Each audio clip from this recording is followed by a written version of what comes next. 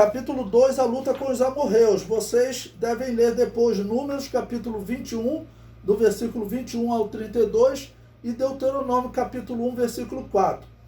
Os amorreus não deixaram Israel passar por sua terra e saíram-lhe ao encontro. Mas Israel derrotou e tomou a cidade que estes haviam tomado dos moabitas. Números 21, 26.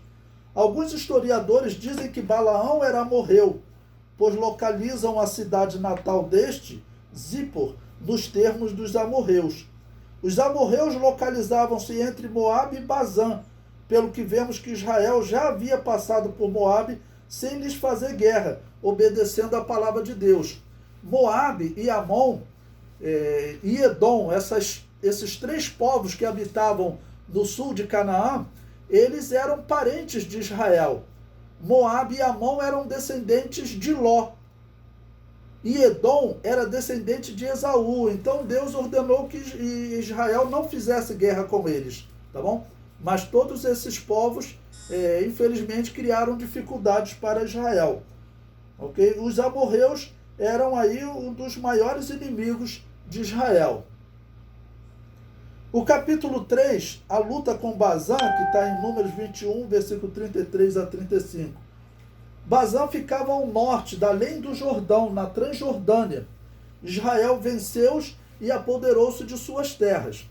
Se você observar no mapa, tá bom? Israel está vindo da parte de baixo de Canaã, abaixo do Mar Morto. Porém, principalmente os edomitas que habitavam ali, eles não deixaram Israel passar. Então Israel teve que subir pela direita, da além do Jordão, tá ok? E entrar na terra de Canaã, ali entre Rubens e Gade. Você tem o milagre da travessia do Jordão, que não seria necessário se Edom deixasse Israel passar. Ele entraria ali na região onde depois serão colocados Judá e Simeão. No capítulo 4, eu coloquei aí Balaque e Balaão, do trecho de Números, capítulo 22, versículo 1, até capítulo 25, versículo 18. Esse trecho vai ser um trecho, assim, por um lado, bem complexo, porque Balaão, ele, de alguma maneira, nós vemos que ele já foi um profeta usado por Deus. Bom, mas, infelizmente, ele está ali demonstrando um interesse por um prêmio financeiro. O comentário do livro diz: depois que Israel venceu os amorreus e venceu Bazã, acampou diante dos moabitas. O rei dos moabitas chamou o profeta Balaão para que este amaldiçoasse Israel. Moabe era descendente de Ló, e Deus também havia dito para Moisés que não deveriam fazer guerra aos moabitas, mas ele se opõe à entrada de Israel na terra de Canaã. Ainda que eles ficavam fora dos termos de Canaã, eles poderiam simplesmente ter deixado Israel passar. Balaque oferece grande honra e muito prêmio financeiro, o que Balaão parece mostrar-se propenso a aceitar. Então Balaão vai se tornar um símbolo daquela pessoa que valoriza mais o prêmio financeiro do que a unção de Deus. Balaão tornou-se então símbolo de caminho errado, segundo Pedro, capítulo 2, versículo 15. O apóstolo Pedro usa essa figura para falar de alguns que nos dias dele haviam caído nesse erro do prêmio de Balaão. Diz lá, olha, os quais, deixando o caminho direito, erraram, seguindo o caminho de Balaão, filho de Beor, que amou o prêmio da injustiça. Por quê? Porque ele vai aceitar um prêmio para amaldiçoar o povo de Deus. Tá bom? Então, esse homem que seria usado por Deus em outro momento, nesse momento, o prêmio financeiro começou a falar alto para ele. Também na Epístola de Judas, capítulo 1, versículo 11, está escrito: ai deles, porque entraram pelo caminho de Caim e foram levados pelo engano do prêmio de Balaão, e pereceram na contradição de Corá. E também se tornou símbolo de uma doutrina contrária a Deus, em Apocalipse 2,14, que provavelmente envolveria também uma questão financeira. Tá bom? Então Balaão se tornou esse símbolo, principalmente ligado ao prêmio financeiro. E em quarto lugar, um profeta dividido.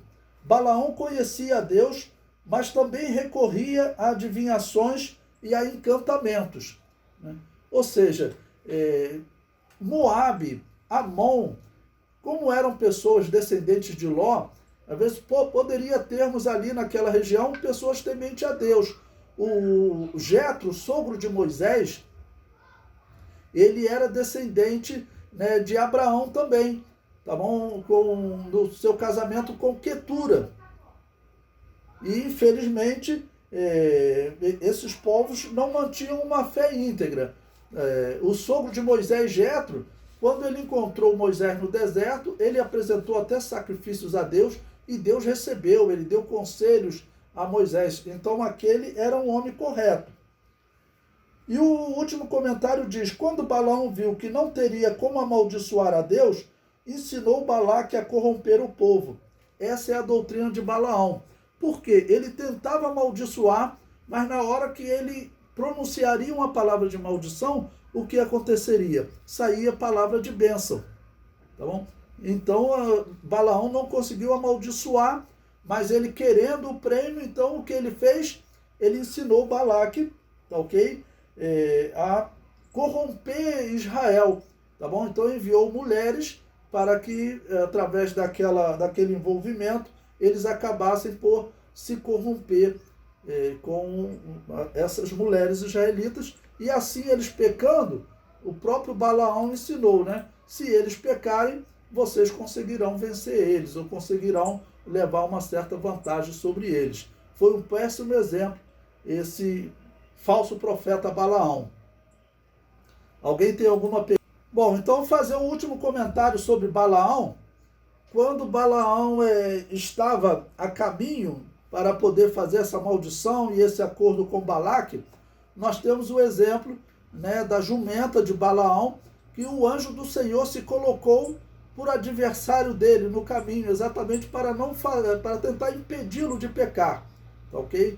Mas infelizmente, mesmo assim, o homem foi e cometeu esse pecado de ensinar Balaque a corromper os israelitas através da relação sexual ilícita.